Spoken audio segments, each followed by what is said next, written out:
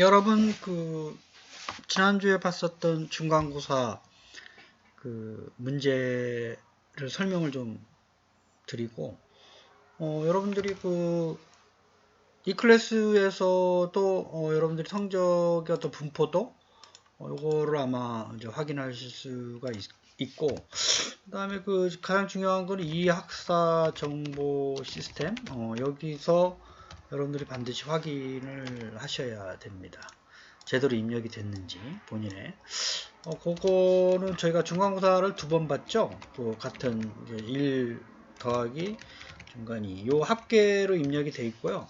나머지는 이제 그냥 현재는 0점으로 이제 입력이 돼 있습니다. 그래서 나중에 출석 점수하고 기타 점수는 이제 시험을 이제 기말고사도 비대면으로 하는 경우 중간고사처럼 이렇게 2번을 봐서 요거 입력하고, 그 다음에 출석 점수를 이제 현재는 이 학사 정보에는 모든 학생이 출석으로 되어 있지만 정확한 거는 이 클래스랑 이제 연동이 안 돼 있어서 지금 현재 그런 거고, 나중에 이 클래스에 있는 걸 가지고 출석 점수를 15점 만점으로 입력을 이제 하겠습니다. 그래서 어떤 주에는 4개가 있다 그러면 그게 1점에서 결석을 이제 듣지 않은 경우 이제 하나를 안 들었다 그러면 4분의 1점 감점 이런 식으로 하도록 그렇게 이제 반영을 그렇게 하겠습니다. 그래서 앞으로 이제 기말고사 준비 잘 하시고 중간고사를 좀 설명을 드리도록, 여러분들의 번호는 다르지만 어쨌든 여기 요거는 프로세서는 CPU고요. 우리가 명령어는 이제 오피코드와 오퍼랜드가 있다 그랬죠. 그래서 연산의 종류는 이제 이 오피코드 5비트니까 2의 5승 32가지의 서로 다른 명령어 연산이 지정이 가능합니다. 우리가 3장의 진법 변화는 이제 설명을 이제 따로 드리지는 않지만 기본적으로 여러분들 알아줘야 되기 때문에 이 앞에 있는 거 이진수는 이제 뒤에서부터 0승, 1승, 2승, 3승 곱해서 더해 나가면 되고, 소수점 이하는 2의 마이너스 1, 2의 마이너스 2승, 그렇죠? 2분의 1, 4분의 1 더하게 되면 13.75가 됩니다. 그 다음에 커마 아래 문제에 이제 이런 게 간혹 출제가 됩니다. 간단한 문제이기 때문에 여러분들이 이제 컴퓨터 구조 시간에는 이제 설명을 안 드리긴 하지만 이게 중요한 문제이기 때문에 여러분들이 한번 어려운 문법이 아니죠. 카운터와 썸 값이 이제 있고, 요 카운터 값이 3보다 작거나 같은 경우가 참이기 때문에 이게 이제 요 조건을 만족하는 경우에 이거를 반복 수행하는 이제 그런 걸 이해하고 있느냐. 그래서 처음에는 0, 0이었죠. 그러다가 현재 0이 3보다 작기 때문에 이거 만족을 하기 때문에 수행을 하고 1이 되고, 썸은 이제 썸과 카운트 두 개를 합하니까 이제 0 더하기 1이 되고, 그 다음에 while문으로 가서 카운터가 1이 3보다 작기 때문에 다시 들어가죠. 다시 수행하고 이거 두 개 더하면 3이 되고 이런 식으로 3인 경우 이 조건을 만족하잖아요. 그죠? 참이 되기 때문에 또 4가 되고 4 더하기 6이 돼서 10이 되죠. 근데 요거 4가 되는 순간 요 조건이 참이 아니기 때문에 최종적인 요게 썸 값은 이제 10이 되는 겁니다.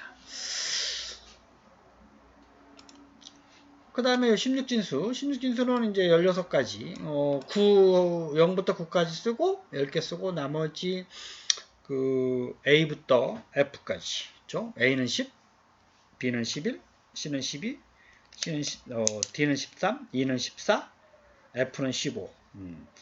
그래서 0을 포함해야 되니까 16가지를 쓰고 있습니다. 숫자로 표현하기 뭐하니까 숫자로 표현할 수 있는 두 자리를 차지하기 때문에 그래서 A부터 F까지 빌려서 쓰는 겁니다. 그래서 요거를 8진수로 바꾸려고 하면 얘를 10진수로 바꿔서 8로 하는 방법도 있지만 요게 이제 A4D가 16진수니까 2의 4승, 그러니까 14개 비트씩 이제 정의를 할 수가 있잖아요. 요건 A라는 게 이제 10이니까 요게 1010, 4는 이제 0100, D는 13이니까 1101. 그죠? 그래서 이제 요거를 8진수로 하게 되면 2의 3승 3개 비트씩 뒤에서 이렇게 묶어가면 돼요. 101, 001, 001. 그래서 얘를 이제 10진수로 바꿔주면 5115가 됩니다. 그죠? 덧셈도 이제 우리가 3장에서 그래서 0 더하기 1은 이제 1이 되고, 그죠? 1 더하기 1이 2가 되잖아요. 그러니까 2는 10이고, 넘어가면 이제 3이 11이기 때문에, 1을 넘어가서 다시 10101로 되는 겁니다. 이게 이제 바이트 단위로 하게 되면 16비트는 2바이트이기 때문에 이제 2바이트씩 증가가 돼서 패치 사이클의 명령어를 가져오는. 그 다음에 요게 이제 우리가 그 가로 곱하기 세로 그걸 생각하면 된다 그랬죠. 그래서 단어의 길이가 4비트 그 다음에 14비트는 2의 14승계에 서로 다른 그 직접 주소 지정이 가능하기 때문에 이게 비트고 얘를 바이트 K바이트로 K바이트로 환산해서 표현하라고 되어 있으니까 1K바이트는 2의 10승 바이트잖아요. 그래서 2의 10승으로 나눠주고 1바이트는 8비트이기 때문에 8로 나눠주고 그렇게 하게 되면 이제 요 값이 8K바이트가 됩니다. 1주소, 2주소, 3주소 이렇게 기준이 되는 건 오퍼랜드 주소 가지고 하는 거죠. 누산기라고 하는 건 그 연산 결과 기억하는 거고요. 그 다음에 요거는 제가 이제 설명을 안 하지만 이제 10진으로 다 바꿔서 가장 큰 값을 하면 이제 이렇게 됩니다. 뭐 하는 방법은 여러분들 다 알겠죠. 그러니까 요거는 뭐 2의 0승, 1승, 2승, 3승. 요거는 이제 8의 0승, 8의 2승, 8의 2승. 그죠? 요거는 이제 16진수니까 할 필요 없고 10진수니까. 요거는 16의 0승, 이제 16의 1승. 그래서 이제 곱하기 해서 가장 큰 값을 구하는 수밖에 없어요. 그죠? 그 다음에 요거는 이제 25비트니까 MBR이 25고, 32768, 32,768을 보면 이게 15승이에요. 그러니까 15비트를 이제 주소 PC 명령어에 씁니다. 이거 실제 커말에 출제가 됐었던 거고요. 레지스터는 이제 이런 것들이 있죠. 풀 에이더는 이제 다른 얘기고, 레지스터가 아닙니다.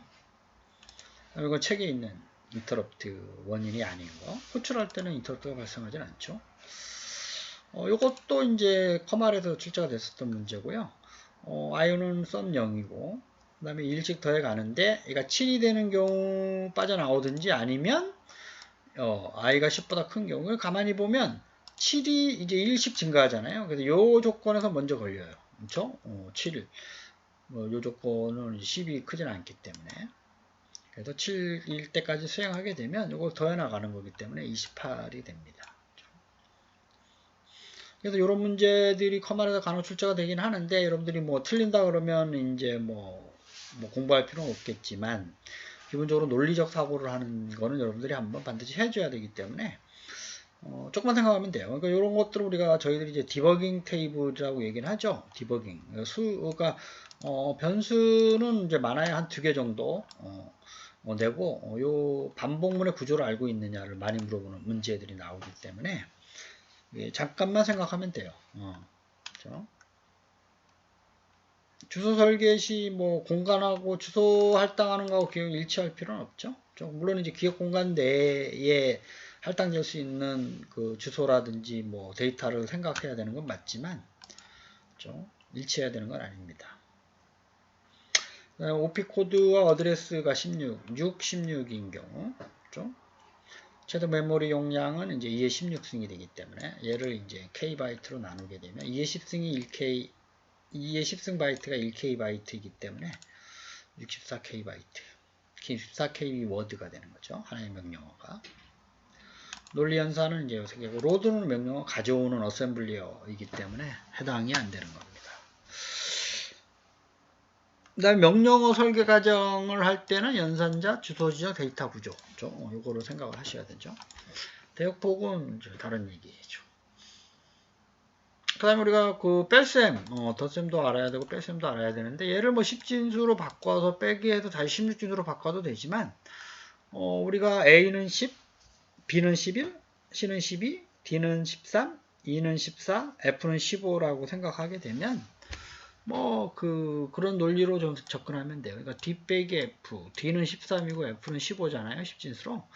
그래서 13에서 15 뺄 수 없으니까 하나 빌려와요. 그러면 얘는 0이 되고, 13 더하기 16은 29가 돼서 29 빼기 15는 14가 되잖아요. 그래서 14를 16진수로 하게 되면 2예요. 그 끝에 자리가 2가 되고, 그 다음에 이제 얘가 0이 되기 때문에, 하나 빌려와서, 다시 이제 16이 되고, 16 빼기 9가 돼서 7이 되고, 그죠? 두 번째 거는. 그 앞에 있는 거는 이제 0이 되기 때문에 다시 빌려와서 16 더하기 9 빼기 15가 돼서 10이 되고, 얘는 16진수로 A가 되는 거예요. 그래서 A7, 2.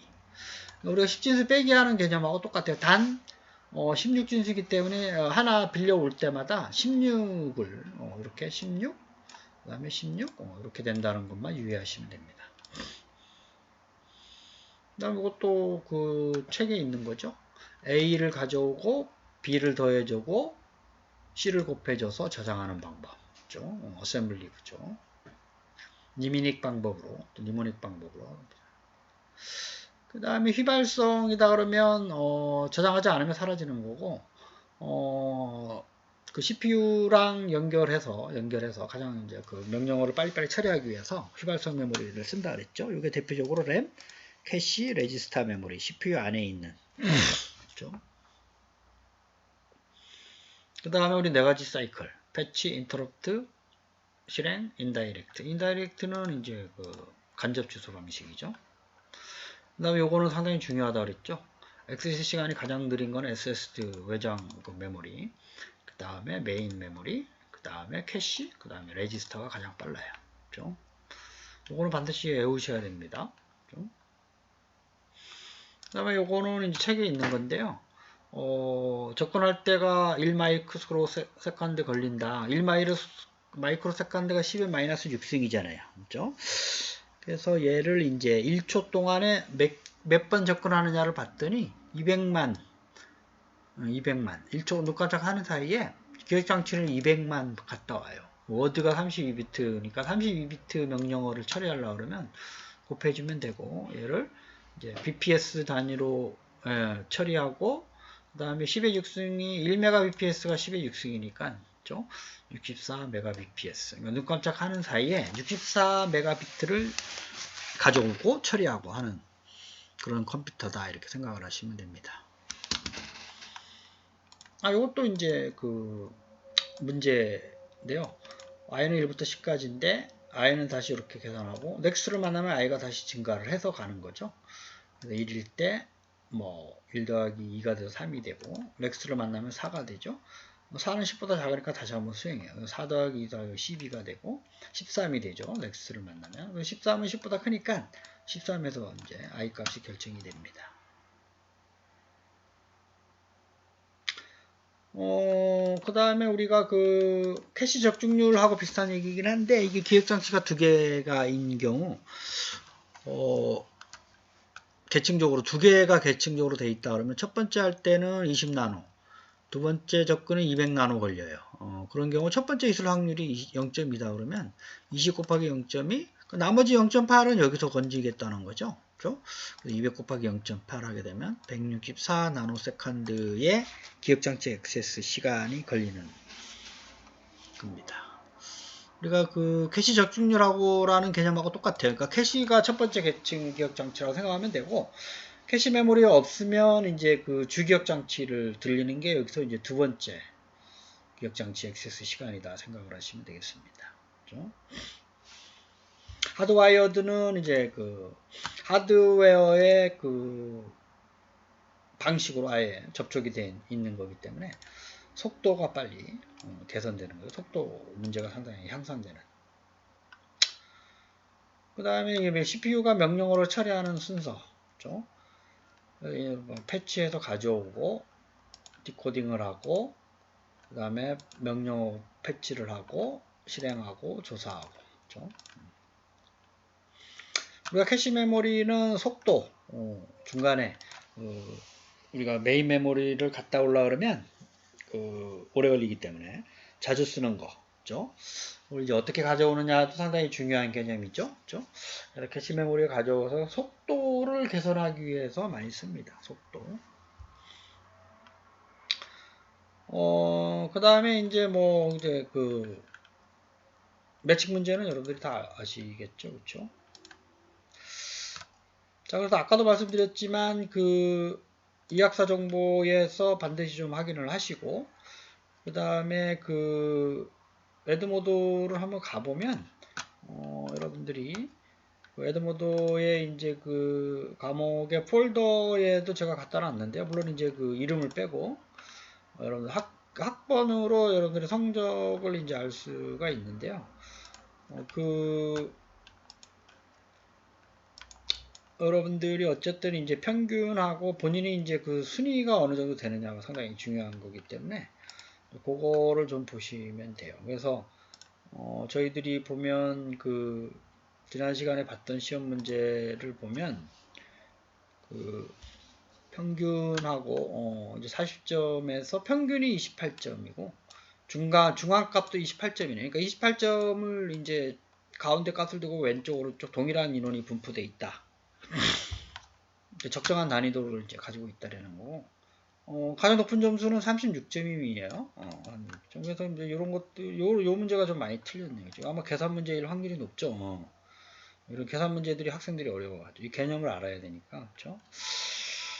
그거 알 수가 있고, 그 다음에 이제 뭐 학생으로도 뭐 이제 학생들로도 이제 몇 점 받았는지를 이렇게 알 수가 있는데, 그건 여러분들이 아마 볼 수는 없을 거예요. 다른 학생의 점수는. 그래서 여러분들이 이제 뭐 이 클래스에서도 있으니까 이 파일을 아마 볼 수가 있을 거예요.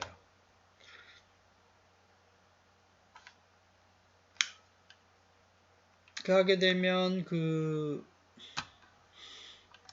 학번 순으로 이름은 뺐어요. 개인정보 때문에. 그래서 두 번 봤으니까 두 개 합계. 이게 이제 상당히 이제 중요한 거. 평균이 41점 정도 되고 편차가 6점, 뭐 최고가 50점, 두 개 합쳐서 최소가 28점입니다. 그래서 요거를 이제 요 중간 합계를 도수분포표로 하게 되면 0에서 5점 사이는 아무도 없고요. 뭐 이런 식으로 26점에서 30점 사이가 3명이에요. 이렇게 31점에서 35점 사이가 2명, 뭐 이렇게 36점에서 40점 사이가 6명 이렇게 알 수가 있고, 지금 46점에서 50점 사이가 5명 이렇게 돼 있죠. 그래서 이게 A의 비율이 코로나로 인해서 40%다 그러면 지금 현재 26명에 40%니까 한 10명 정도. 여기서 5명, 여기서 5명 순서대로. 이렇게 요것만 가지고 판단하게 되면. 근데 앞으로 그 아까도 말씀을 이제 드렸지만 그 뭐 출석 점수도 반영이 돼야 되고요. 이 클래스에 있는 거. 그다음에 기말고사 2번. 만약에 이제 그 비대면이 이제 시험 계속된다 그러면 그렇게 이제 이해를 하시면 되고, 여러분들이 항상 그 공지사항은 이 클래스 공지사항을 늘 참고를 하시고, 현재 보면 여기 보면 공지사항에 여기도 요 파일이 올라가 있으니까 뭐 또 동일한 파일이에요. 그래서 이상이 있으면 여기 핸드폰이나 뭐 이메일로 알려주시면 제가 좀 이제 그 성적에 대해서 문의를 할 내용이 있으면 여기에 문의를 하시면 되겠습니다. 그래서 반드시 그 이학사 정보 지금 아마 제가 입력을 해놨기 때문에 지금 그 확인을 해보시면 되겠습니다. 그래서 앞으로도 이제 그 배울 내용들이 이제 그 지능형 반도체 다음 시간에 좀 이번 시간에 좀 설명을 하고, 그 다음에 이제 남아있는 게 보조 저장 장치, 그죠? 이제 그 컴퓨터 구조다 그러면 CPU가 제일 중요하다 그랬죠. 사람으로 얘기하면 이제 그 머리에 해당되는 거기 때문에. 그 다음에 이제 주기억 장치, 그죠? 그 다음에 이제 제어 장치까지 설명을 좀 드렸고, 그래서 여러분들이 좀 어려워하실 거예요, 반드시. 어려워할 거라고 예상은 됩니다. 그죠? 그래도, 컴퓨터 구조의 기본적인 개념. 요거는 뭐, 저희들이 이제, 여러분들이 갖고 있는 뭐, 데스크탑, 노트북, 뭐, 스마트폰, 뭐, 모든 어떤 컴퓨팅 구조들은 다 그런 식으로 돼 있어요. 뭐 자율주행 자동차라고 해도 뭐 컴퓨터 구조가 다른 건 아닙니다. CPU가 있고 메모리가 있고 그 안에 뭐 CPU 안에 이제 또 다른 우리가 얘기하는 연산 장치, 뭐 레지스터들이 다 있어요.